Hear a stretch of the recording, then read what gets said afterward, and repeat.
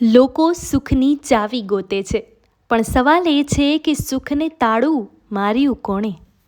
બીજાને ખુશ જોઈને ખુશ થવું એ પણ નિરોગી મનનું એક લક્ષણ છે. વ્યક્તિ પરિસ્થિતિનો ગુલામ છે અને સંજોગોનો શિકાર છે. ઉપયોગ કરવાવાળા તમને ઓળખતા જ હશે સાહેબ, પણ તમારી ચિંતા કરવાવાળાને તમારે જ શોધવા પડશે. લોકો તમારા વિશે શું વિચારે છે તે તમે બદલી શકતા નથી, તો લોકોને સમજાવવાને બદલે તમારી જિંદગી જીવો અને ખુશ રહો. ચેલેન્જ એવી સ્વીકારો કે જે તમારી જિંદગી બદલી શકે. વિવેકશીલ, સભ્યતા અને સંસ્કારી માણસને ક્યારેય નબળો માનવાની ભૂલ નહીં કરતા. એ એની તાકાત છે. વગર હથિયારે પણ લડી શકે છે.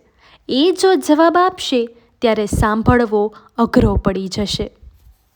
મનગમતું બોલવા માટે અણગમતું સાંભળવાની તાકાત પણ હોવી જરૂરી છે.